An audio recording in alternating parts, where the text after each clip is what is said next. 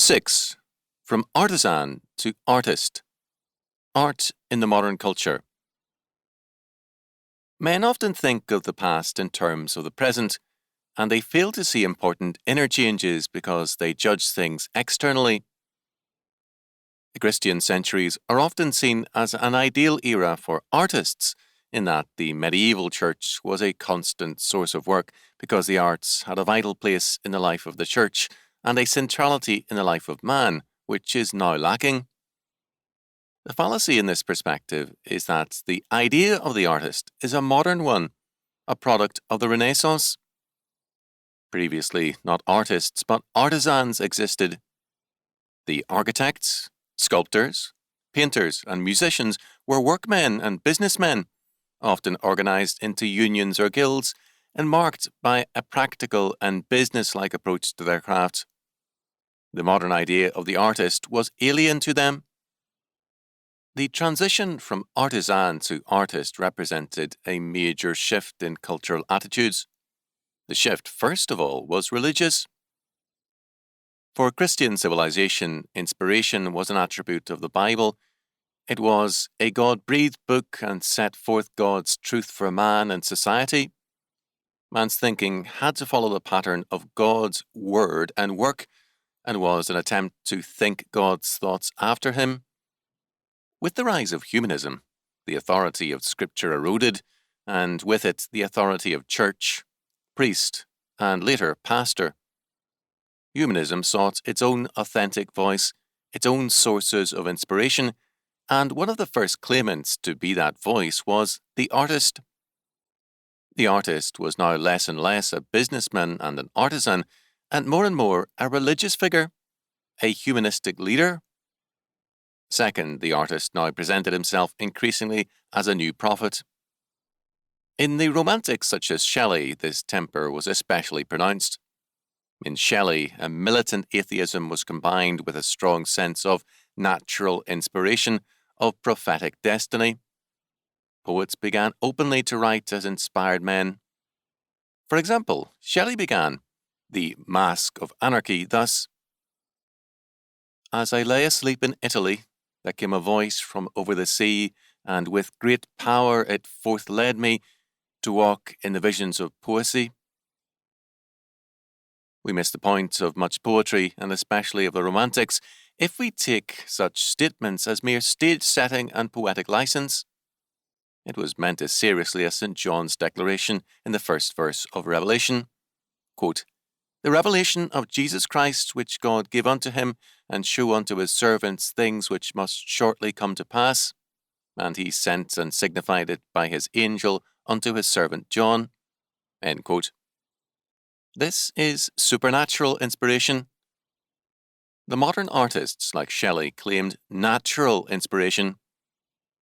The future of humanism required the development of natural inspiration, and the artist gave his life to its development.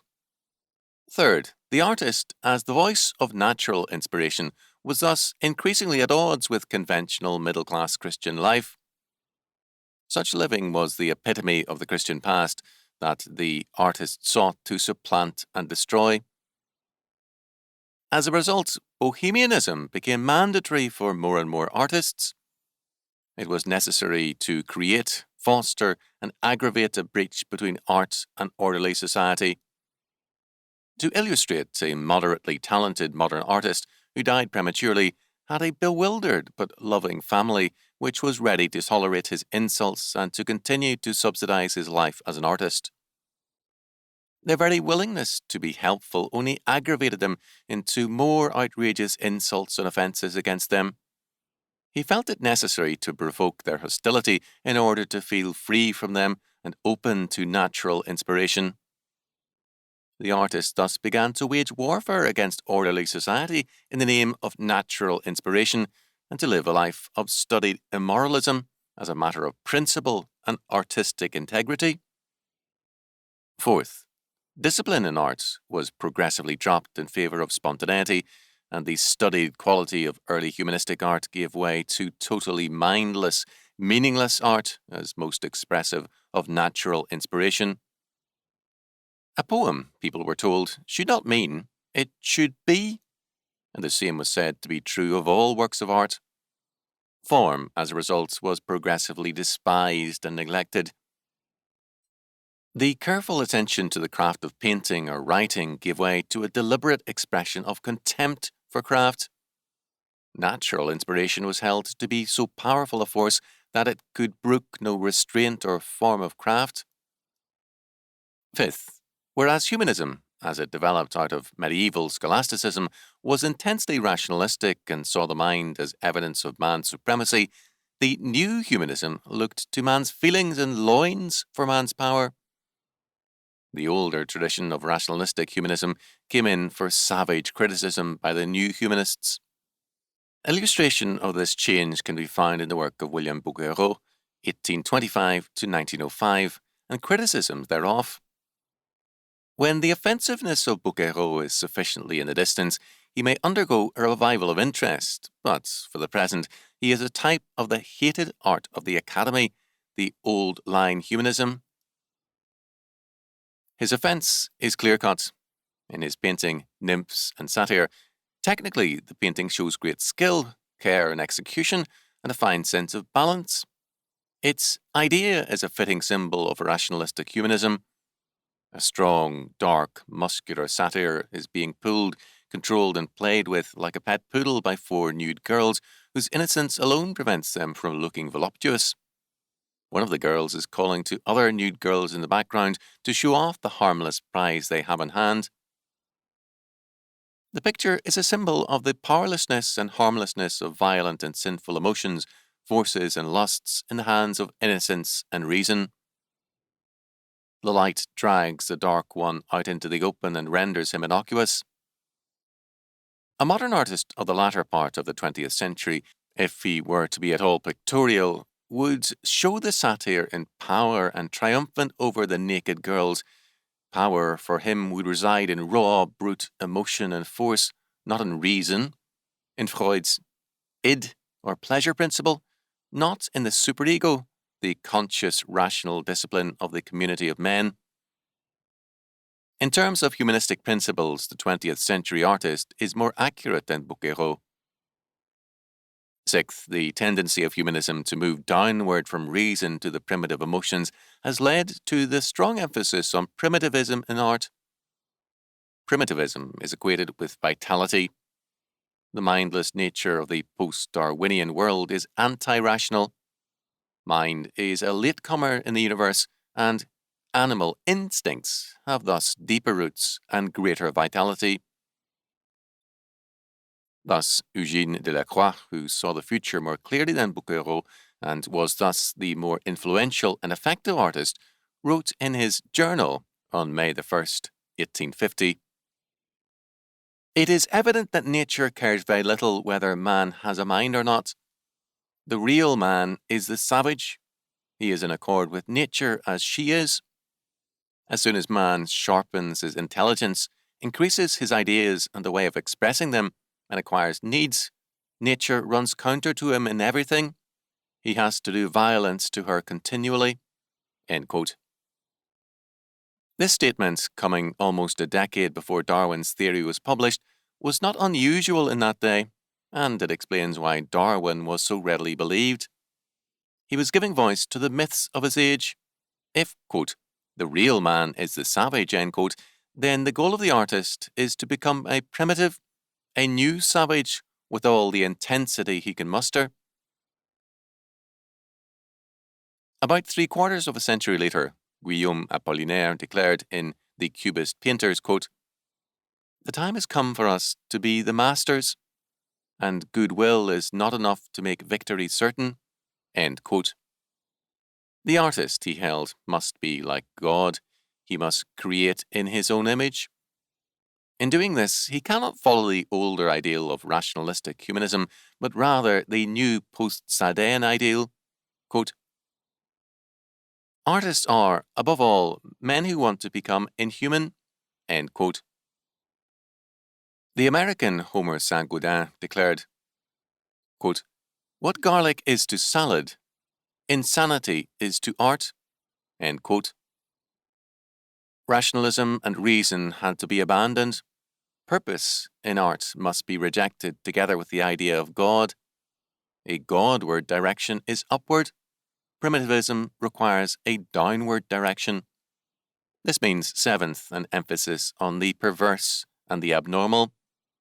For Sartre, evil represents the area where man can express his autonomy and creativity, and the modern artist has agreed. According to author Eric Newton, the Romantics established this new interest. They, quote, can never rejoice in the normal, end quote.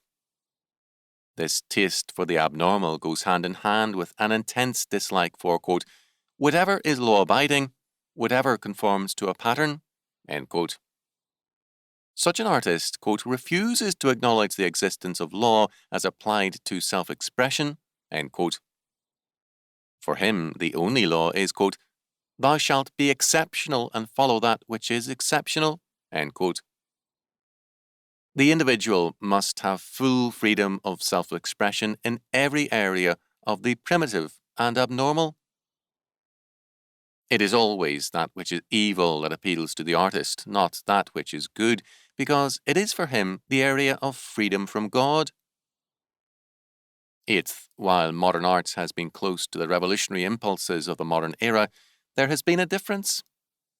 Newton points this out, quote, the factor common to most romantic art is a rebellion against law, but what distinguishes the romantic pursuit of the abnormal is a desire to escape rather than to rebel, end quote.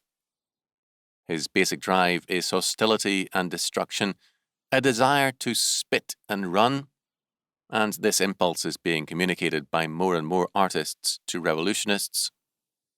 The artist, however, does not like to reveal his basic escapism, and he carefully conceals it behind a facade of rejection of society. Ninth, natural inspiration seeks a perpetually new word, not an old word. If pop art becomes accepted, it must be rejected as an old law. Art must thus have a continually fresh, natural inspiration, and this means new shock, fresh sensation, and an even more brazen expression of anti-reason. A pattern, form, or style once established constitutes a form of bondage to be rejected vehemently. Modern art thus constitutes warfare against the past and present in the name of a mindless flight from God, reason, and order. These tendencies of modern art reflect the tendencies of modern culture. Although present in exaggerated and theatrical fashion in the artist, they are present everywhere in society. Humanism is at war with all its yesterdays and todays. The humanistic students of the modern university wage war against their humanistic professors. The Triton College, Illinois student publication, Kaleidoscope Comics, Special Student Issue 1973, expresses this mood. The cover shows an angry student chained on a large copy of Webster's Dictionary. Over him stand his torturers, 4 professors in academic garb. The point of the cover and the content is that any discipline or pattern in education represents the dead hand of the past. Instead of classroom teaching and the older humanistic credos, the students demand freedom for community action. The irony of this pseudo-rebellion and the depiction of the student being sacrificed to standards is that the students already have what they want. Triton College has a kaleidoscope department offering 2 semesters of work in terms of the community action idea. The cover of the comic book, however, shows the student as the human sacrifice. Is it not rather education which has been sacrificed? And is it not the modern humanistic movement in reality the sacrifice of man to a mythical animal past?